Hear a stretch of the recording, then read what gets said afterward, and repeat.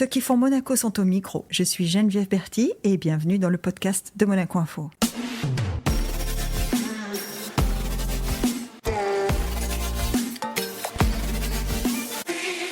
Notre invité du jour est ambassadeur, représentant permanent de Monaco auprès du Conseil de l'Europe. Il porte la voix du pays sur des sujets clés comme les droits de l'homme, le sport, la protection de l'enfance ou l'égalité. Il est également aux premières loges d'un rendez-vous historique pour la principauté qui prend la présidence du comité des ministres du Conseil de l'Europe en mai 2026. Bonjour Gabriel Revel. Bonjour. Je disais prendre la présidence du comité des ministres. Est-ce que prendre une présidence dans une enceinte multilatérale, ça a une signification particulière ? Oui, donc pour préciser, tout d'abord, la présidence est tournante tous les 6 mois par ordre alphabétique en anglais. C'est une occasion pour chaque État de donner un tempo à l'organisation en reflétant aussi ses priorités à travers les activités de l'organisation. D'accord. Et par ce biais-là, c'est un moyen de montrer aussi la vision du pays qui assure cette présidence au regard des activités de l'organisation. On sent tout de suite le diplomate là, qui me répond. Être diplomate au sein d'une enceinte multilatérale comme celle-là, concrètement, qu'est-ce que ça veut dire quand je dis « il porte la voix du pays », est-ce que c'est ça vraiment ? Est-ce qu'au milieu de 15 personnes, Gabriel Revel, c'est Monaco, et quand il dit quelque chose, c'est Monaco qui le dit ? Oui, puisque je suis là pour représenter le gouvernement princier et son Altesse Sérénissime le Prince souverain. Donc, effectivement, notre but, c'est de porter la voix de nos autorités à Strasbourg, de aussi faire comprendre ce qu'est Monaco, ce qui est aller au-delà des stéréotypes qu'on peut avoir généralement autour de Monaco. Ils sont nombreux au Conseil de l'Europe. Enfin, quand je dis au Conseil de l'Europe, dans vos interlocuteurs, est-ce que tu en rencontres beaucoup des a priori ? Alors, je pense déjà, quelque chose qu'il faut arriver à faire comprendre pour nous qui est évident, c'est la taille du pays. Déjà d'avoir pour expliquer des questions logistiques liées à la préparation de notre présidence, déjà arriver à leur faire comprendre qu'à la différence des 45 autres pays, si on n'a pas de place dans une ville, on ne peut pas se déplacer dans une autre. Ça a été compliqué de faire comprendre à certains de mes interlocuteurs cela. Ça, c'est vrai. Donc ça part déjà de ce point-là qui est basique, mais après aussi faire comprendre que voilà, Monaco n'est pas que le casino ou le palais, qu'il y a aussi d'autres choses. Oui. Donc alors on parle de pédagogie, peut-être le mot est un peu surévalué, mais en tout cas, quand on a affaire à des gens comme ça qui ne connaissent pas, qu'est-ce qui fait qu'ils croient nous connaître ? Parce que c'est un peu ça ce que tu es en train de me dire, c'est ils pensent que Monaco ce n'est que le casino, donc ils ont un a priori, ils pensent connaître Monaco. Qu'est-ce qui fait qu'ils ont l'impression de connaître Monaco ? C'est notre réputation ? Oui, je pense les images qui peuvent être véhiculées à travers les différents médias qui peuvent être portées à leur connaissance, mais sans vraiment faire l'effort de chercher derrière l'image du papier glacé ce que peut cacher réellement Monaco. Alors, l'adhésion au Conseil de l'Europe, c'est 2004. On a fêté d'ailleurs les 20 ans l'an dernier avec une exposition, un déplacement du Prince souverain à Strasbourg. Est-ce que pour Monaco, ces 20 ans ont été porteurs ? Oui, tout d'abord, je pense à travers le processus d'adhésion qui a été assez long, puisqu'il a duré 6 ans, entre 1998 et 2004, pour pouvoir déjà mettre en place les réformes constitutionnelles et aussi la révision des traités bilatéraux avec la France, qui ont permis aussi de renforcer la souveraineté de la principauté. Alors, donc, quand on dit le nouveau traité de 2002, puisqu'on parle du traité avec la France, et c'est dans le cadre de l'adhésion du Conseil de l'Europe qu'il a été revu, c'est ça ? Tout à fait, c'était une des demandes des rapporteurs de l'Assemblée parlementaire qui sont chargés d'émettre un avis avant l'adhésion du Conseil de l'Europe et qui ont précisé ces éléments comme préalables, comme la révision aussi de la Convention administrative franco-monégasque, qui est de 2005. C'était quoi leur point ? C'était renforcer la souveraineté de Monaco, ça veut dire concrètement donner à Monaco plus de latitude ? Tout à fait. Et aussi, alors il y avait un point, c'était aussi lié au fait qu'il puisse y avoir une discrimination en fonction de la nationalité pour la nomination aux fonctions les plus élevées, donc comme par le ministre d'État, le directeur de service judiciaire ou le conseiller pour l'intérieur. Donc il y a eu ces retraits de ces références à la nationalité pour être en conformité avec les règles existantes au sein du Conseil de l'Europe. Concrètement, ça veut dire que depuis 2002, le ministre d'État n'est plus obligatoirement français. Exactement. C'est une question. Oui, Je sais que c'est une question délicate, mais oui. N'est plus Depuis obligatoire. 2005, depuis l'adoption L'entrée en de vigueur, cette convention franco-monégasque, effectivement, Mais pas que. ce n'est plus voilà, On parle du conseiller ministre pour l'Intérieur. tout à fait. Il y a d'autres postes qui, par le précédent texte qui nous lie à la France, étaient obligatoirement dévolus à des Français. Exactement. C'est ça. Exactement. Et l'adhésion au Conseil de l'Europe a permis une évolution dans ce domaine, Ouais. donc qui est assez aussi conséquente au niveau de notre souveraineté, puisqu'on a eu depuis 2005 aussi, que ce soit un conseiller de gouvernement, ministre de l'Intérieur monégasque, un directeur de service judiciaire aussi, deux directeurs de service judiciaire monégasque. Donc ça a aussi eu un impact concret depuis 20 ans. C'est vrai. Et une fois rentré, il y a eu également un certain nombre d'évolutions. Je pense à des choses très pratiques. C'est par exemple la loi sur la motivation des actes administratifs. Donc le fait que l'administration vous refuse quelque chose. Une autorisation quelconque. Voilà, par exemple, je pense à un logement domanial. Ouais. Quelque chose c'est simple. Donc l'administration en question est obligée de motiver la raison pour laquelle elle a refusé votre demande. Ça ne peut plus être péremptoire. Quoi. Exactement. C'est obligatoirement plus discrétionnaire. Voilà, c'est plus discrétionnaire. Il y a aussi l'aspect diplomatique qui a évolué, oui. Puisque avec cette réforme, Monaco a pu ouvrir des postes diplomatiques dans des pays dans lesquels on est... Enfin, pas directement, mais on a pu avoir un réseau diplomatique identitaire. Tout à fait, avec l'installation aussi des ambassades monégasques et italiennes et françaises à Monaco, puisque c'était pas le cas jusqu'à présent. Évidemment, c'est pas que nous qui pouvons avoir des postes diplomatiques dans les pays, c'est les pays qui peuvent avoir des postes diplomatiques chez nous. Parce que peut-être pour ceux qui comprennent pas la nuance, je m'adresse aux diplomates, un ambassadeur et un consul, ce n'est pas la même chose. Tout à fait. Donc, il n'y avait pas d'ambassadeur de France ou d'ambassadeur d'Italie, il n'y avait que des consuls. Oui. Et avec cette réforme, on a un poste diplomatique avec un ambassadeur, ça veut dire qu'on a un représentant de chef d'État. Tout à fait, c'est une reconnaissance à part entière, on dirait, de la principauté, qui n'était pas le cas jusqu'à 2005. Ouais.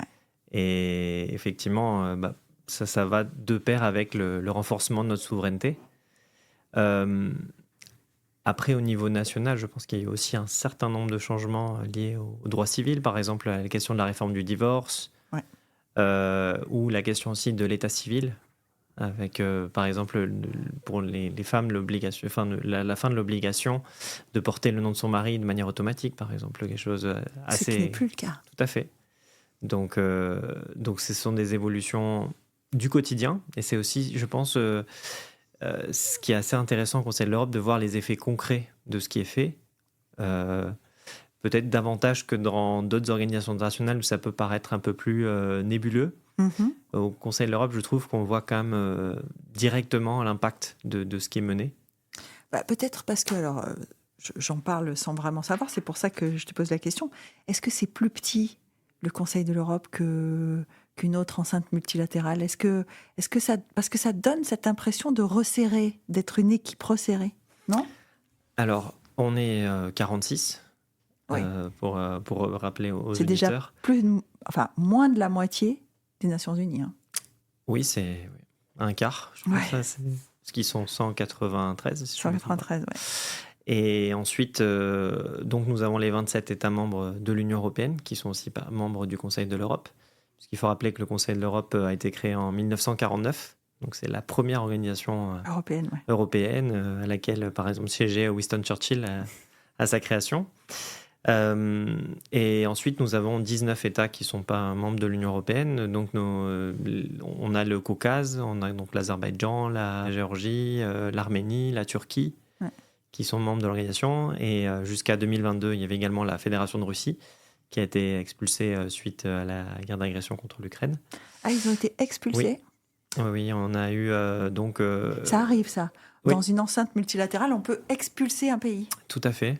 Ah, En fait, à la différence de l'OSCE, dans laquelle aussi la Russie est partie, on n'est pas obligé de prendre nos décisions à l'unanimité. d'accord. Donc, ce qui nous permet de Elles pouvoir, sont prises à la majorité? à la majorité simple ou qualifiée des 2 tiers, D'accord. selon le type de décision à prendre. Et là, par exemple, donc, le 24 février, il y a eu le lancement de la guerre d'agression. Et le lendemain, la Russie était suspendue. Ouais. Et le 16 mars, elle a été expulsée de l'organisation. Alors concrètement, ça veut dire qu'il n'y a plus de représentants de la Russie au Conseil de l'Europe. Tout à fait. Il n'y a plus de représentants de la Russie. Toutefois, la Russie reste tenue de mettre en œuvre les arrêts qui ont été rendus par la Cour à son égard. Ouais. Et les requérants russes pouvaient aussi, et peuvent toujours, attaquer des violations des droits de l'homme À la qui, Cour européenne. Ouais. voilà, qui ont eu lieu jusqu'au 16 septembre 2022, puisque la Convention continue à prendre effet pendant 6 mois après l'expulsion. Ah, Donc on a encore 8000 affaires russes pendantes devant la Cour, par exemple. parce que quand on est dans une organisation multilatérale, c'est peut-être important de le préciser, on n'en sort pas comme ça. Y compris quand on est expulsé. Hein. On ne Tout à fait. sort pas comme ça d'une enceinte multilatérale. Non, voilà, on avait eu un précédent, c'était les colonels grecs. Ouais. Donc la Grèce était sortie en 67, si je ne me trompe pas. Elle avait réintégré en 74, Ouais. la fin de la dictature des À la colonels. fin de la dictature des colonels. Ouais. Mais sinon, effectivement, il n'y a pas eu de précédent et je pense qu'on a été les seuls à avoir exclu la Fédération de Russie de l'organisation. Bah, oui, oui. Est-ce que juste pour être un peu, pour expliquer un petit peu, est-ce qu'on peut préciser, et pardon si cette question est un peu banale, mais les différences entre le Conseil de l'Europe Mhm. et l'Union européenne, parce que Bien sûr. il y a quand même toujours cette, alors pas toujours, mais souvent cette confusion. Et je pense qu'elle est due aussi au fait que l'Union européenne a utilisé aussi des acronymes qui sont assez proches du Qui Conseil de l'Europe. ressemblent, ouais. Entre le Conseil de l'Union européenne et le Conseil européen, effectivement, ça peut prêter à confusion. Ouais. Mais notre différence, en fait, nous avons 3 piliers d'action. Donc, ce sont les droits de l'homme, l'état de droit et la démocratie. Donc, nous ne travaillons que sur ces domaines-là. Nous avons aussi un budget qui est bien moindre que celui de l'Union européenne. C'est un demi-jour de budget de l'Union européenne. Donc, Ouais. c'est assez modique en comparaison. Quand on va au rond-point Schuman, on comprend pourquoi. Voilà. Et alors voilà, donc nous avons aussi notre juridiction, puisque l'Union européenne a la Cour de justice de l'Union européenne comme juridiction compétente pour vérifier le respect des textes Ouais. de l'organisation. Nous avons la Cour européenne des droits de l'homme, donc qui vérifie le respect de la Convention européenne des droits de l'homme, dont on fête cette année les 75 ans. Et aussi, nous avons en tout, maintenant nous allons franchir le cap des 230 conventions qui ont été rédigées depuis 1949. Ça commence à faire, hein. Ça commence à faire. Mais si j'ai bien entendu les 3 piliers, il y a quand même l'état de droit. Donc ça veut dire. Est-ce que ça veut dire quand on intègre le Conseil de l'Europe qu'on est considéré par ses pairs comme un état de droit? Alors, on est considéré comme un état de droit, mais on a, par exemple, dans le cadre de l'Assemblée parlementaire, de l'avis qui est rendu par l'Assemblée parlementaire, un certain nombre d'évolutions à mener. D'accord. Donc, depuis, je crois, 2000, l'Assemblée parlementaire a mis en place un système de suivi et de post-suivi, dans lequel, en fait, il exerce un suivi régulier de ce que font les États qui viennent d'adhérer, Ouais. pour voir si elles se conforment avec ces normes-là. C'est un petit peu la spécialité du Conseil de l'Europe, hein, d'avoir des comités de suivi. Oui, tout à fait. C'est un peu sa plus-value, je pense, d'avoir pas mal de comités de suivi thématiques. Ouais. Donc, Il y en a un dont on connaît tous le nom, c'est Moneyval, Exactement. dont on a entendu parler sans possiblement toujours très bien savoir de quoi il ressort, mais c'est la mécanique du Conseil de l'Europe, c'est on va venir voir comment vous avancez sur les chemins, c'est ça? Oui, c'est un peu en ça que cela se distingue de l'ONU, où généralement ce sont des rapports écrits. Donc, il y a des questionnaires auxquels les États répondent. Dans beaucoup de conventions au Conseil de l'Europe, cela s'accompagne de visites sur le terrain pour vérifier la manière dont sont mises en œuvre les normes et aussi de voir la situation sur le terrain.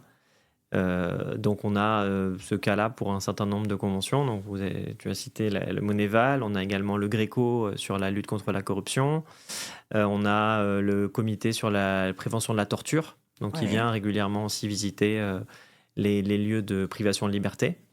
On a également le GRIVIO, qui est le comité sur la lutte contre la violence à l'égard des femmes et la violence domestique.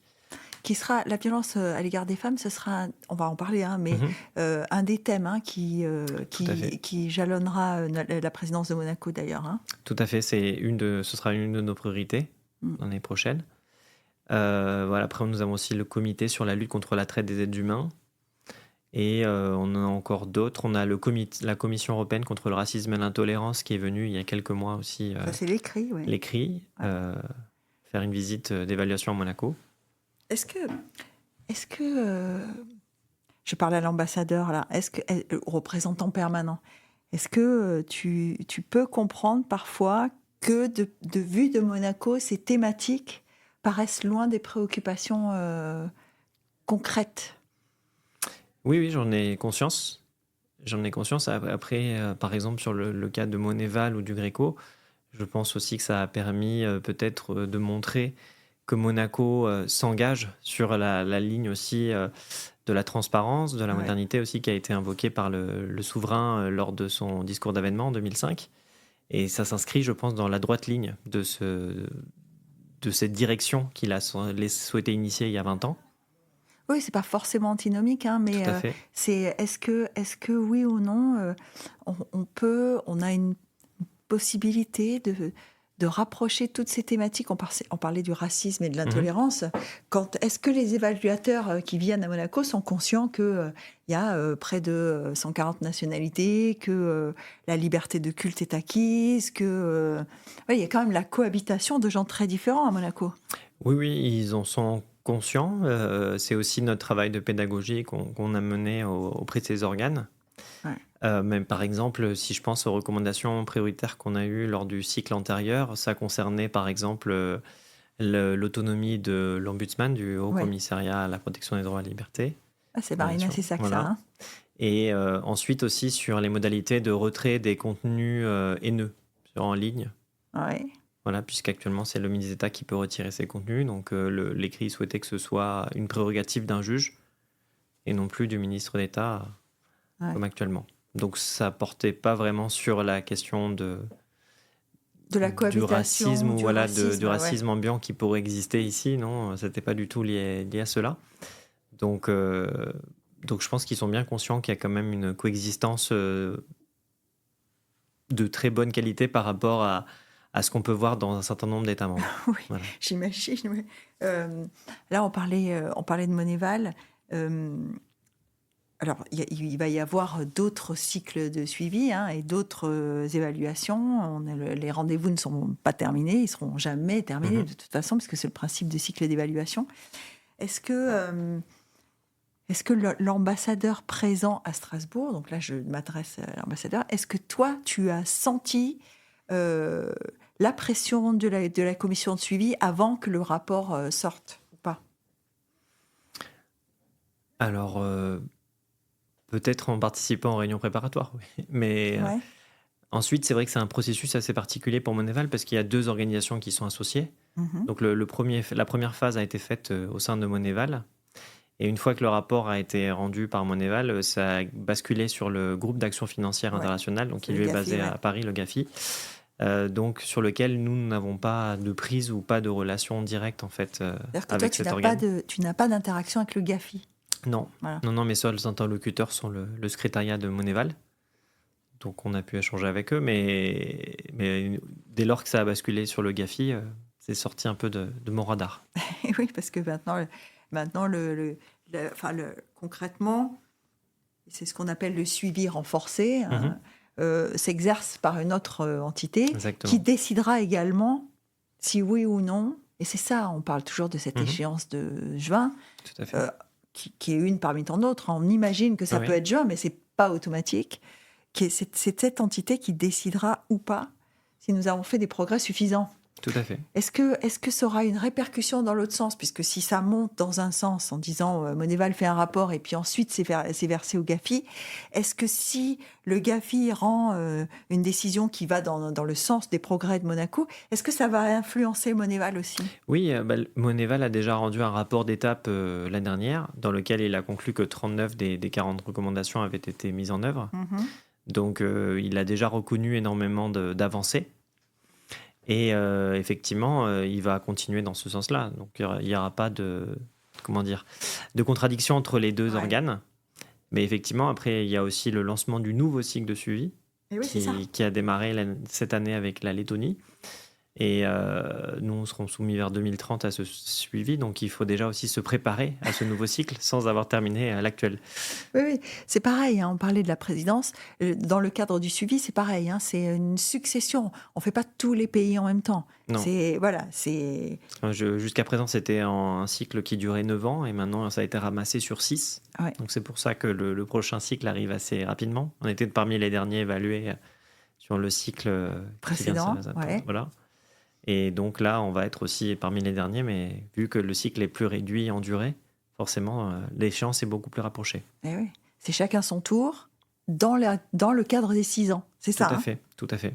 Donc on sera à 2030, puisque on n'est pas loin, quoi. Ouais. Le cycle a déjà démarré, en fait. Oui, puis voilà, il faut adopter des normes aussi. Donc ça nécessite de les préparer, de présenter au Conseil national, de pouvoir les faire adopter. Donc c'est un processus qui nécessite pas mal d'anticipation. Oui, parce que là, on parle de recommandations qui sont internationales et qui font partie des engagements qu'on prend quand on intègre une organisation internationale. Mais bien sûr, tout cela ne se fait que par le processus interne. Ça, on ne peut pas modifier ce que fait un pays si à l'intérieur, ses représentations, ses institutions ne sont pas alignées. Tout à fait. Hein ? Tout à fait, non, effectivement, les recommandations qu'on reçoit nécessitent une transposition C'est ça. en On droit appelle ça interne. une transposition. Voilà. À travers l'adoption de lois ou de règlements selon le type de normes à adopter, qui permettent de se conformer aux recommandations qui nous ont été formulées. Ah oui, tout ça, c'est... Alors, vous êtes combien à Strasbourg pour faire tout ça? Parce que on parlait de Monaco au sein d'une enceinte multilatérale. Est-ce qu'on se sent petit? Alors, au Conseil de l'Europe, par rapport à la taille de notre mission, peut-être. On est 4 pour l'instant, dans le cadre de la présidence. C'est qu'il y a des États qui sont 40. Dans la Turquie, ils sont 42, je crois. Donc, oui. Ils sont présents. Voilà, ils sont présents. Mais non, par rapport à la taille, au final, le fait qu'on ait chacun une voix fait qu'on peut s'exprimer de la même manière que les principaux pays comme la France, l'Allemagne, l'Italie ou le Royaume-Uni. Il n'y a pas vraiment... C'est une émancipation de taille quand même. Tout à fait. Comment ça va se passer pour la présidence? Parce que si vous n'êtes que 4, comment on va faire pour tenir une présidence? Parce que la présidence du comité des ministres, c'est aussi, alors on va en parler, c'est un espace de conversation, de visibilité, forcément. Mais c'est aussi un espace de travail énorme parce qu'il faut organiser les réunions, il faut les mener, il faut les diriger, il faut faire le suivi. Enfin, c'est un travail énorme. Oui, non, c'est un énorme travail. Je m'en rends compte. Actuellement, je suis en train de préparer. On a la première phase de la présidence qui consiste en la présidence du comité sur le suivi de l'exécution des arrêts de la Cour. Ah oui. Donc, pour expliquer plus clairement à nos auditeurs, il s'agit de la Cour en arrêt. Mais ce n'est pas elle qui est en charge de s'assurer que l'État a bien mis en œuvre les mesures qu'elle lui a indiquées. Cette tâche donc, incombe au comité des ministres. Et donc, le comité des ministres se réunit tous les 3 mois pour voir ce qu'ont fait les États, pour respecter les arrêts rendus par la Cour. Et on a un débat sur les affaires les plus complexes. Donc, cette tâche incombe à la vice-présidence du comité. Donc, on a eu la passation de présidence entre le Malte et la Moldavie le 15 novembre. On a obtenu la vice-présidence. Et donc, au mois de décembre, le 1er décembre, on démarre notre présidence du comité sur le suivi de l'exécution des arrêts. Avec... A4. A4, voilà. Donc, après, il faut être assez... assez multitâche, je dirais. Polyvalent, voilà, c'est le mot que je cherchais, merci. Il faut être polyvalent dans le sens où, en fait, on fait des activités vraiment diverses au sein du Conseil de l'Europe. On part de la question des droits de l'homme en Russie jusqu'à la question de la protection de la biodiversité ou la question du sport sur la lutte contre le dopage ou la promotion des itinéraires culturels à travers le continent. ou la question de la lutte contre la corruption. Enfin, ce sont vraiment des sujets très divers. Donc il faut vraiment être polyvalent et savoir s'adapter à tous les sujets. Donc c'est un des critères nécessaires pour pouvoir Oui, il travailler faudrait, à la mission. faudrait quand même avoir des forces supplémentaires, j'imagine. Bon, et avec le département des relations extérieures, la Tout à fait, on a coopération un très bon aussi. soutien Voilà. de la part du département, donc il y a aucun souci de ce côté-là. Alors concrètement, la présidence, c'est pour mai. Est-ce qu'il va y avoir une cérémonie? Est-ce qu'il va y avoir quelque chose Mhm. qui va marquer le début de cette présidence? Oui, alors on a la conférence, enfin le comité des ministres, la réunion des ministres des Affaires étrangères qui a lieu une fois par an, qui se tiendra en Moldavie, donc les 14 et 15 mai. Et à ce moment-là, il y aura le passage de témoins formel entre les deux ministres des Affaires étrangères, moldave et monégasque. Et donc le 15 mai, Monaco prendra officiellement la présidence. Et la semaine suivante, à Strasbourg, il y a une cérémonie de passation, puisque la commune a décidé aussi de faire un lever de drapeau tous les 6 mois. D'accord. Donc on aura le drapeau monégasque qui flottera à la fois devant l'hôtel de ville et sur une place centrale de Strasbourg. Et à cette occasion, donc, il y aura une passation de témoins formelle aussi avec le Oui, baisser de drapeau moldave et le lever du drapeau monégasque. ça c'est visible. Tout à fait. Et ça sera le point de départ. Ça veut dire que, alors, quand on a la présidence du comité des ministres, est-ce que on dirige des réunions? Oui, alors notre rôle est de présider les réunions. On dirige aussi ce qu'on appelle le bureau, donc qui est la réunion des 2 présidentes sortantes, la présidence actuelle et les 3 suivantes, qui est l'organe, disons, décisionnaire un peu sur l'organisation des réunions, sur l'ordre du jour, Les priorités. sur les priorités, sur les échanges qu'on peut avoir avec les autres organes, parce qu'il y a aussi des échanges assez réguliers avec l'Assemblée parlementaire du Conseil de l'Europe, un degré moindre aussi avec le Congrès des pouvoirs locaux et régionaux, qui est l'organe qui représente, par exemple, la mairie pour Monaco. Aussi avec la Cour européenne des droits de l'homme, il y a des interactions aussi avec le président de la Cour, puisqu'il vient s'exprimer au moins 2 fois par an devant le comité des ministres. Donc on aura au moins une fois par Le an. président de la Cour européenne des droits de l'homme vient devant le comité des ministres? Tout à fait, il vient faire un rapport sur les activités de la Cour, aussi pour faire un point, Bon, il par ne parle pas exemple. des affaires quand même. Non, Si. il rentre pas dans les affaires, Il ne justement. rentre pas dans les affaires individuelles. Non, Hmm. non, il donne comment dire, des tendances qui se dégagent au sein dans le travail de la Cour, notamment le nombre d'affaires pendantes, donc Ouais. les affaires qui sont en attente de traitement, les problèmes systémiques aussi qu'il peut identifier, Ouais. puisqu'on peut se retrouver avec des groupes d'affaires de milliers d'affaires répétitives. Alors peut-être ce qu'il faut préciser à ceux qui nous écoutent, c'est que à la Cour européenne des droits de l'homme, on attaque des États. Hein. Oui, On n'attaque pas. Geneviève ne va pas attaquer Gabriel, quoi. non, voilà, c'est en fait il faut avoir il faut déjà avoir épuisé toutes les voies de recours internes, c'est-à-dire être passé devant La cassation, la révision. voilà, première instance, appel et cassation. Et une fois qu'on a passé donc toutes ces étapes, on peut aller devant la Cour européenne des droits de l'homme si on considère que l'un des articles de la Convention a été violé ou un des protocoles. On a déjà 16 protocoles additionnels. Ah oui.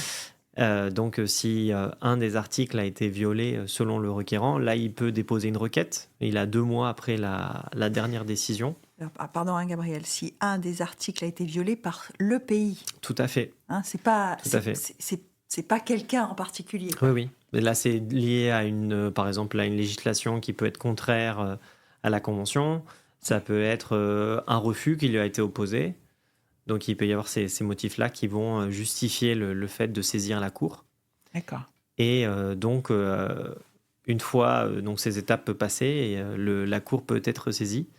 Alors, c'est un changement puisque jusque dans les années 90, il y avait un filtre qui s'appelait la commission, et dans laquelle, en fait, ils examinaient s'il y avait un bien fondé pour les requêtes. Et il y a eu la suppression de ce filtre qui a permis une saisine directe de la Cour. Est-ce que c'est, selon toi, hein, est-ce que c'est justement la saisine directe, c'est un peu la porte ouverte ou est-ce que quand même la Cour peut refuser de prendre des cas?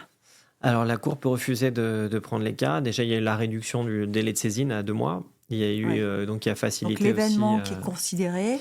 C'est en fait après 2 mois après la dernière décision. Donc, par D'accord. exemple, si la cour de révision ici rend une décision qui est défavorable au requérant, il a 2 mois après le moment où cette décision lui a été notifiée Oui. pour saisir la cour. Au-delà, la cour considérera que la requête est irrecevable. Et après aussi, il faut remplir un formulaire, et s'il est mal rempli, forcément aussi, là aussi, ce sera irrecevable. Donc, C'est de la procédure, tout ça. tout à Mais fait. sur le fond, est-ce que ça peut, est-ce que ça peut arriver que la Cour considère que sur le fond, il n'y a pas de cas? Oui, oui, oui, elle rejette un certain nombre de requêtes. Ça arrive assez régulièrement. Ouais. Oui, oui. Et puis après, il y a aussi comment dire, une optimisation du travail de la Cour, vu le nombre d'affaires, puisque Ouais. là, je crois qu'au niveau du nombre d'affaires pendantes, on est à peu près autour de entre 65 et 70 000. Ça fait beaucoup. Voilà. La Cour a simplifié le traitement avec un système de juge unique aussi qui est chargé de traiter des affaires qui sont les plus simples. Ensuite, une section. Et ensuite, il y a la chambre. La section, il y a 3 juges. Il y a la chambre à 7 juges. Et ensuite, la grande chambre où ils sont 17. Alors, est-ce que Monaco a un juge à la Cour européenne des droits de l'homme? Oui, alors chaque État peut. Enfin, un juge élu au titre du pays, qui n'est pas forcément un ressortissant national. Il y a des États qui ont un juge qui n'est pas leur ressortissant. Je pense au Liechtenstein, par exemple. Pour l'instant, c'est un juge suisse. Il n'y a D'accord. pas de limite par rapport justement au nombre de ressortissants du même pays qui peuvent siéger à la Cour, mais Monaco a toujours eu un juge monégasque depuis son adhésion. Donc là, on est au Toujours, oui. 3e juge. Oui, parce que ce sont des mandats qui sont renouvelables une fois, je crois. Alors, ils ne sont plus renouvelables. Il y a eu une Ah, réforme justement avec le protocole 14, mais par personne vous lequel... en voudra. Tu sais si c'est pas Voilà, le il me bon vient pas. chiffre. Voilà. Ouais. Un protocole. Donc oui, avant c'était 6 ans renouvelables et c'est passé à 9 ans non renouvelables. Ouais. C'est un seul mandat. Oui. Donc Et là, actuellement, alors, il me semble que c'est Sébastien Biancheri. tout à fait, qui a été élu, qui est rentré en fonction au mois de juillet de cette année. Il a été élu donc par l'Assemblée parlementaire, puisque la manière dont se passe l'élection, c'est un an avant l'expiration du mandat du juge en fonction. L'État Ouais. doit préparer, doit lancer un appel à candidature, examiner les candidatures, proposer 3 candidats, dont au moins une femme. Et, Ah oui, oui. C'est que ouais, c'est. Ah oui. ouais. Il y a des conditions aussi. Tout à fait. Tout à fait. Et cette liste est soumise à l'évaluation d'un panel d'experts qui est composé principalement d'anciens juges de la Cour et actuellement un ancien président de la Cour européenne des Ouais. droits de l'homme qui regarde leur CV, s'assure aussi que la campagne a été faite de manière transparente, ouverte. Et une fois ce filtre passé, D'accord. ça aboutit au sein de la commission compétente de l'Assemblée parlementaire qui fait des entretiens avec les candidats. Et à l'issue de ces entretiens, elle rend un avis avec un ordre de préférence et aussi un Ouais. avis positif ou non. Ce que tu m'expliques, c'est que c'est pas une nomination. C'est pas l'État qui dit je veux que ce soit Madame Untel ou Monsieur Untel qui me représente, quoi. Tout à fait. Tout à fait. Non, il y a un contrôle de l'Assemblée parlementaire, aussi pour s'assurer de l'indépendance du juge, pour éviter aussi qu'il puisse y avoir une ingérence politique d'un Ouais. État vis-à-vis du juge qui serait élu au Bah oui. titre de cet État. Parce que c'est vrai que dans les piliers dont on parlait tout à l'heure, il y a l'État de droit d'un côté, certes, mais il y a aussi les droits de l'homme, qui est quand même un pilier important du Conseil de l'Europe. On a parlé en thématique possible, ou en tout cas certaine pour la présidence du comité des ministres de Monaco. On a parlé des violences faites aux femmes. Il y a d'autres priorités. Oui, il y aura la question des droits des enfants, qui est aussi un sujet prioritaire à la fois pour le Conseil de l'Europe et pour la principauté. Il y a également, par exemple, une convention qui porte sur la lutte contre les abus et l'exploitation sexuelle contre les enfants, donc qui est appelée la convention de Lanzarote. C'est Lanzarote, oui, j'allais Voilà. poser la question. D'abord, on a adhéré à Lanzarote. Tout à fait. On l'a signé. Oui, oui. Tout à fait. Et Monaco aussi a adapté son cadre législatif pour introduire de nouvelles incriminations sur les atteintes qui pouvaient être faites aux enfants en 2007. Donc Monaco est pleinement partie à cette convention, qui est une des seules à avoir été ratifiée par l'ensemble des États membres. Donc nous avons le suivi de cette convention. Nous avons également des activités sur les droits des enfants, donc par exemple l'association des enfants à la prise de décision. Mhm. Là, on a par exemple eu récemment une recommandation sur le placement des enfants D'accord. aussi, dans les cadres des procédures de divorce internationales, comment régler ces questions-là et aussi prendre en compte l'intérêt supérieur de l'enfant. Ouais, c'est une expression qui va revenir souvent à l'intérêt supérieur de l'enfant, hein. Tout à fait. C'est une notion centrale justement pour Ben nous oui. dans tout ce qui traite de l'enfant. Et là, le Conseil de l'Europe est en train aussi de de revoir les lignes directrices sur la justice adaptée aux enfants. Donc D'accord. là, Jusqu'à quel moment on est considéré comme un enfant, par exemple? c'est toute la difficulté parce que le Conseil de l'Europe aussi mène des activités liées à la jeunesse. Et il est Mhm. assez difficile d'arriver à faire la distinction, même quand on parle avec le personnel du Conseil de l'Europe, de savoir quand on bascule de la dimension enfant vers la jeunesse. Ouais. Euh, À quel moment on n'est plus un enfant? oui, c'est assez compliqué. Mais donc dans ce cadre-là, actuellement, la réflexion qui est en train d'être menée est justement de voir, par exemple, je pense à un enfant qui a été victime de quelque infraction que ce soit, Mm. qui est plus traumatisé. On va systématiser, par exemple, l'enregistrement de son audition pour éviter de Ouais. le revictimiser et de le faire témoigner à plusieurs reprises sur les mêmes faits. On va aussi peut-être adapter aussi la durée de l'audition en fonction de son âge, de Ouais. son attention. Enfin, ce sont des éléments de ce type-là. Euh, Après, on a également, dans le cadre de la jeunesse, il y a des activités sur... là, par exemple, dans le cadre de la présidence maltaise, il y a eu une réflexion sur la participation des jeunes à la vie publique. Mhm. Parce que Malte, par exemple, a introduit la possibilité pour les jeunes à partir de 16 ans de pouvoir participer aux élections et aussi être élus maire. Donc, ils ont Ah oui, développé toute une dimension jeunesse sur dès cet 16 ans. aspect-là. Oui, Bon, à Monaco, il y a le Conseil national des jeunes, oui. le CESE des Mhm. jeunes, il y a le comité consultatif de la jeunesse, hein, qui vient d'être réactivé par le département de Oui, tout l'Intérieur. à fait. Il y a quand même des choses qui sont Tout à fait. déjà faites. Alors, on a parlé des violences faites aux femmes, des enfants. Est-ce qu'il y a d'autres sujets, d'autres thématiques qui vont être portées pendant cette présidence du comité des Oui, il y ministres? aura le système conventionnel, donc le système de la Cour, Ouais. parce que c'est un sujet fondamental. En fait, si nous n'avons pas le respect de la Convention, l'exécution des arrêts, qui est aussi un problème dans certains États membres, euh, Oui, c'est l'organisation n'a que plus de sens, en fait. la Cour peut rendre des arrêts. Ce que tu dis, c'est que la Cour rend des arrêts qui parfois ne sont juste pas appliqués, quoi. Tout à fait. C'est justement l'objet de la réunion qu'on va voir dans 10 jours, qui commence le Ouais. 1er décembre. C'est de traiter les affaires les plus problématiques. Donc, on a certaines... Mhm. Pour prendre un exemple, l'affaire la plus ancienne qu'on a à l'ordre du jour, c'est Chypre contre Turquie. Ah oui, c'est Donc pas réglé, oui. voilà, donc c'est un arrêt de 2001 qui n'a toujours pas été mis en œuvre. Non, toujours pas. Donc Ah non, on non, je peux a te dire, je rentre de Nicosie, non, il y a toujours les checkpoints, il y a toujours le no man's land et c'est pas réglé, non. voilà, nous on traite de deux aspects actuellement encore. C'est la question des personnes disparues. Mm. Donc il y a encore plusieurs centaines de personnes qui n'ont pas été retrouvées depuis 1974. Donc là, l'objectif, c'est aussi de faire que, par exemple, la Turquie puisse faciliter l'identification de ses victimes, Ouais. puisque une grosse partie de la République turque de Chypre du Nord est composée de zones militaires, donc il faut une autorisation préalable pour pouvoir excaver. Ouais. Et on a également le sujet qui sera à l'ordre du jour là en décembre, c'est la question des propriétés des personnes déplacées. Ouais. Donc des indemnisations qui peuvent être accordées aux Ah oui, personnes parce qui que ont dû quitter. moi, j'étais à Nicosie et concrètement, il y a des maisons qui sont vides, Ah oui, c'est assez qui impressionnant. devaient appartenir à quelqu'un, Ouais. oui. Ou des maisons qu'on ne peut plus habiter en totalité, Mhm. ou il y a des problèmes concrets qui sont liés à la vie quotidienne, ouais. Tout à fait. Ouais. Tout à fait. Donc voilà, on a ces sujets. On a aussi des questions de détenus politiques Ouais. qui sont toujours incarcérés depuis plusieurs années. On a des questions aussi de système constitutionnel qui sont pas conformes avec la Convention. On va avoir le premier examen du vol MH17 qui a été celui qui a Ouais. été abattu au-dessus du Donbass. Donc Ouais. là, la Cour a conclu à de nombreuses violations des droits de l'homme de la part de la Russie à l'égard des Pays-Bas et de l'Ukraine.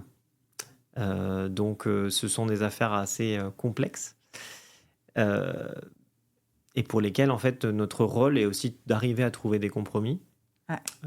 parce que l'objectif est d'éviter d'avoir recours à un vote, d'avoir une décision consensuelle sur la plupart des sujets, ce qui n'est pas toujours aisé, mais On m'a toujours dit qu'un bon arrangement valait toujours mieux qu'un mauvais procès, mais bon, après, voilà, il faut arriver à trouver le bon équilibre ouais, c'est ça. entre le consensus et ne pas vider de sa substance la décision qu'on peut adopter aussi.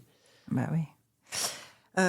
Autre sujet qui sera peut-être qui sera à l'ordre du jour de la présidence du Oui. comité des ministres. J'ai oublié la lutte contre la criminalité organisée, donc qui sera un sujet transversal parce que le Conseil de l'Europe donc travaille sur la question de blanchiment, sur la corruption, mais on a également des activités liées à l'antiterrorisme. On a une convention, Ouais. donc Monaco est parti à cette convention sur la prévention du terrorisme, avec aussi un réseau de coopération entre les services antiterroristes du continent. On a également l'action sur la cybercriminalité, puisque le Conseil de l'Europe a la convention de référence sur la lutte contre la cybercriminalité. Ouais.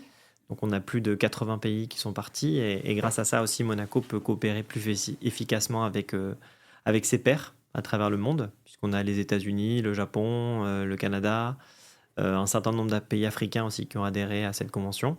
Et alors concrètement, quand ils ont adhéré à cette convention, un pays qui a adhéré à cette convention, un pays membre, Mhm. peut interpeller un autre pays membre.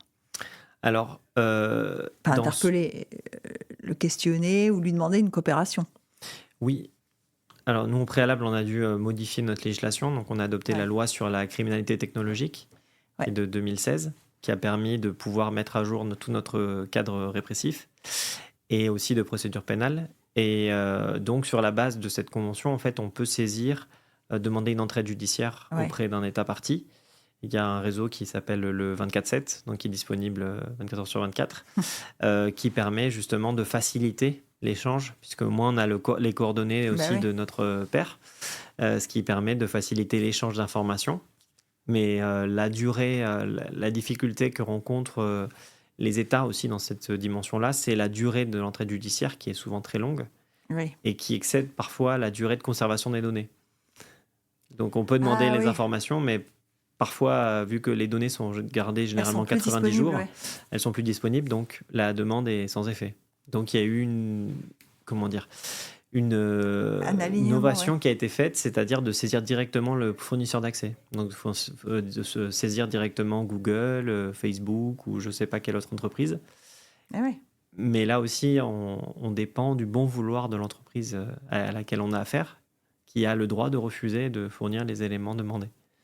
Donc là, il y a un nouveau protocole qui a été ouvert à la signature qui permet justement d'avoir une base juridique solide sur laquelle peuvent se reposer les États pour éviter d'avoir ce type de rejet.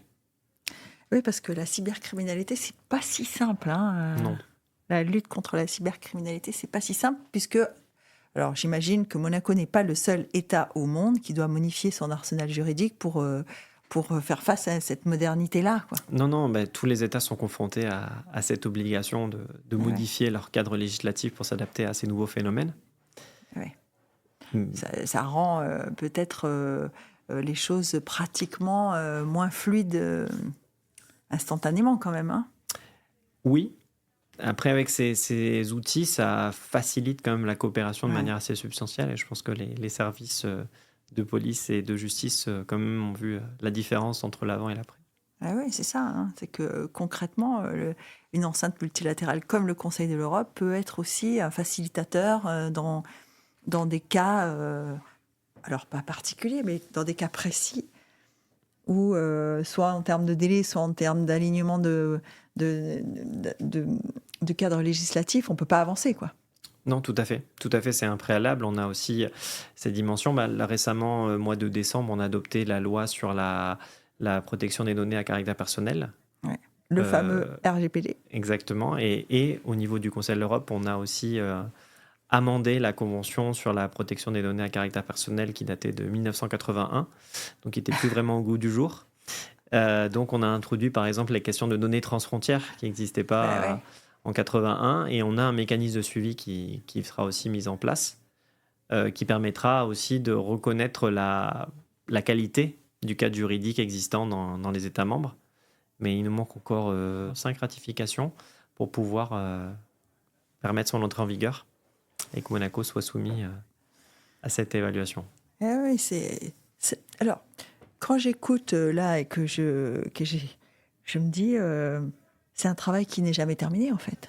Non, non, parce qu'on s'adapte aussi aux nouvelles menaces. Là, par exemple, en 2024, on a adopté la Convention 4 sur l'intelligence artificielle. Parce que là aussi, c'est une nouvelle source à la fois de risques en matière de criminalité organisée, en matière aussi de droits de l'homme.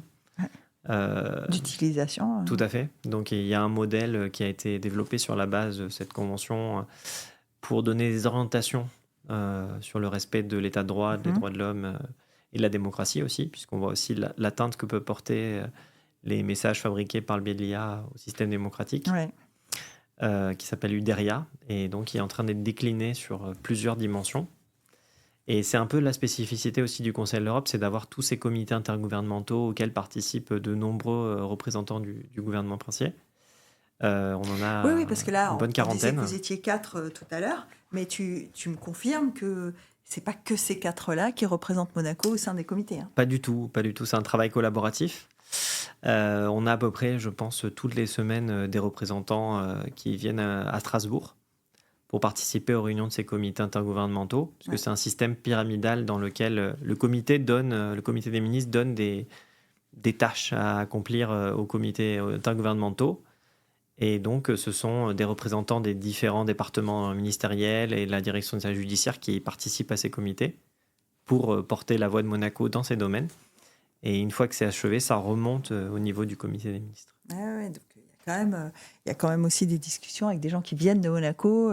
Et donc, à Strasbourg, il doit y avoir du monde. Hein. Vous devez croiser du monde tout le temps de Monaco. Tout à fait. Et il se passe pas une semaine sans qu'on ait quelqu'un qui vienne à Strasbourg pour participer à ces comités. Donc, ça permet d'échanger. Alors, pour la présence du comité des ministres, il y aura aussi des représentants du Conseil de l'Europe qui vont venir à Monaco à différentes échelles et sur différentes thématiques. Il y a notamment, moi j'ai identifié 3 grands rendez-vous, mais peut-être que... Alors, d'abord, on en parlait, les délégués des ministres qui viendront. C'est comme une réunion inaugurale un peu. Alors, ce sont les ambassadeurs donc, qui siègent à Strasbourg. Et donc, on va les inviter. Ce sont tes pairs, quoi. Tout à fait. Les autres représentants. Tout à fait. Les 45 autres représentants permanents. Donc, ils vont venir donc, au mois de septembre 2026 pour une réunion, ce qui permet aussi, je pense, de déconstruire aussi les stéréotypes ou les idées reçues qu'on peut avoir sur Monaco. Ah oui, parce que là, si on a 45 ambassadeurs en même temps... Alors, c'est un peu comme pour la fête nationale. Hein. Quand on a autant d'ambassadeurs en même temps, c'est le moment de leur montrer ce qu'on fait et notre réalité. Ils vont rester quelques jours Ça durera sur 2 jours. Ok. Donc, il y a un programme d'échange, un programme de travail.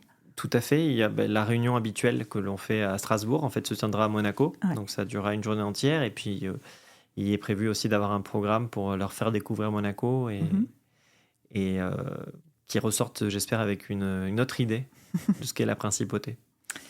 Ça, c'est un des rendez-vous. Il y en a 2 autres. Oui. Alors, avant déjà la présidence en tant que telle, on aura aussi le secrétaire général du Conseil de l'Europe qui fait traditionnellement une visite dans l'État qui va assumer la présidence. Donc là, ce sera au mois d'avril. Ouais. Il est suisse, hein ? Il est suisse, oui. C'est l'ancien président de la Confédération helvétique, puisque c'est une présidence tournante en Suisse. C'est celui qui a accueilli, à l'inversé, c'est celui qui a accueilli le prince souverain l'année dernière, quand le prince est venu au Conseil de l'Europe pour les 20 ans de la représentation permanente. Mais il venait d'être élu en septembre 2024, enfin d'entrer en fonction le 18 septembre 2024, pour un mandat de 5 ans. Il l'a eu presque 15 jours après, quoi. Exactement, oui. C'était sa première visite officielle. Tout à fait. Tout à fait. D'accord. Et donc, il viendra en principauté rencontrer les responsables gouvernementaux et le prince souverain pour pouvoir échanger avec eux aussi à la fois sur les priorités, sur ce que fait Monaco, sur les 3 piliers de l'organisation. Donc, ce sera une visite protocolaire. Voilà. Ensuite, au mois de juin 2026, nous aurons la conférence des ministres de la Justice. Donc là aussi, c'est la réunion des 46 ministres de la Justice qui viendront à Strasbourg. Pour nous, c'est Samuel Belta-Simon, enfin le secrétaire d'État pour Monaco. Hein. Tout à fait. Donc, ils se réuniront à Strasbourg le 16 juin 2026. Et là, on devrait traiter de la question du blanchiment d'argent. Ouais. Et ce sera aussi accolé à l'ouverture à la signature d'un protocole d'amendement à la Convention sur la lutte contre le blanchiment, qui porte sur le recouvrement des avoirs criminels. Oui. Et donc là aussi sur la coopération internationale dans ce domaine. Donc un sujet d'actualité. Oui, tout à fait. Les avoirs criminels, et fait. le recouvrement des avoirs criminels, notamment dans le cadre de la guerre qui oppose l'Ukraine à la Russie, c'est un point central. Oui, oui. Parce qu'il y a beaucoup d'avoirs, qu'ils soient ukrainiens ou russes d'ailleurs, qui sont à l'extérieur du pays, des pays. Tout à fait, donc c'est une question centrale. Et puis l'autre événement auquel tu faisais référence, c'est donc la conférence ministérielle des sports, qui se déroulera au mois de novembre à Monaco. Donc ce sera le gros événement que nous organiserons en principauté au Grimaldi Forum. Oui, parce que là, il y a du monde. Effectivement, donc il y aura également les 46 ministres des sports. Et donc, c'est cette occasion, on va aussi fêter les 10 ans de la Convention sur la lutte contre la violence des spectateurs dans les stades, la Convention de Saint-Denis, qui a aussi été très bénéfique pour la principauté, puisqu'elle a aidé la principauté à pouvoir aussi sanctionner des débordements dans les stades. Et donc, c'est une convention qui a déjà été ratifiée par une trentaine d'États. Et nous espérons qu'il y en aura encore davantage et qu'on pourra aussi avoir plusieurs États qui vont signer ou ratifier cette convention à cette occasion. Et puis on traitera aussi un principe de la jeunesse. C'est le thème qui a été accordé, la jeunesse dans le sport. La jeunesse dans le sport, ouais. Le bien-être pour la jeunesse et à la fois aussi les risques auxquels peuvent s'exposer les jeunes dans le sport, que ce soit la question du dopage ou d'autres sujets. D'autres sujets réjouissants. Voilà. Bon, tout ça, ça fait beaucoup d'échéances, beaucoup de travail, beaucoup de moyens peut-être aussi. Alors, est-ce que la représentation permanente va un peu grossir pendant ce moment-là ou pas ? Alors, sur les 4 membres, on est dans notre format déjà présidence. D'accord. D'habitude, on était 1+1 et on va avoir des stagiaires qui vont compléter un peu l'équipe. Mais donc, on est déjà en rythme de croisière, on va dire. Et à l'issue, alors, on arrivera à un terme. Elle se termine quand, cette présidence ? Elle se termine en novembre. Là, c'est le même principe avec le Monténégro qui prendra le relais. Ouais. Donc, à Strasbourg, il y aura aussi la cérémonie de passation de présidence vers le Monténégro qui aura lieu normalement le 10 novembre 2026. Et ça aussi, ça se prépare. Ah oui, ça se prépare, oui, effectivement. On prépare le commencement et on prépare aussi... Entre-temps, il y aura eu beaucoup d'événements puisque aussi le conseiller de gouvernement, ministre des Relations extérieures et de la coopération et la présidente du comité des ministres à cette occasion. Donc c'est elle aussi qui vient faire rapport à chaque session de l'Assemblée parlementaire. Donc elle viendra au mois de juin et au mois d'octobre, fin septembre, début octobre, pour faire rapport aux parlementaires sur ce qui a été fait au sein du comité. Et puis, on aura également le souverain qui nous fera l'honneur d'être présent aussi à Strasbourg. Ouais, c'est pas transparent, tout ça. C'est concrètement, c'est l'occasion peut-être... alors, c'est tout le temps l'occasion pour Monaco dans les instances multilatérales, mais là, d'avoir cette présidence, c'est l'occasion pour Monaco de passer peut-être un cap dans la perception que l'étranger, je dis l'étranger en général, mais en tout cas, au moins les pays membres du Conseil de l'Europe ont de ce que nous sommes et de ce que nous faisons. Oui, je pense que c'est une occasion unique pour Monaco de montrer une autre facette. Et puis aussi, sachant que ça ne se reproduira pas dans le meilleur des cas que dans 23 ans, il faut profiter justement de cette opportunité pour donner, je pense, la meilleure image possible de la principauté. Et alors, qu'est-ce qu'on peut souhaiter à l'ambassadeur, représentant permanent à l'aune de cette échéance donc ? Qu'est-ce qu'on peut lui souhaiter ? Qu'est-ce qu'on peut te souhaiter ? Que tout se passe bien. C'est un souhait simple, mais je pense que c'est ce qui importe, que tout se passe bien, que justement à l'issue de cette présidence, on ait une meilleure image de la principauté. Je pense qu'au sein du Conseil, on est déjà aussi bien perçu, aussi pour apporter peut-être un point de vue objectif, souvent sur des sujets où il peut y avoir peut-être plus de polarisation, un point de vue objectif et qui est souvent pris en compte. Eh bien, merci, monsieur l'ambassadeur, Merci d'avoir pris un moment. Merci. Et puis bonne chance alors. Merci beaucoup. Merci.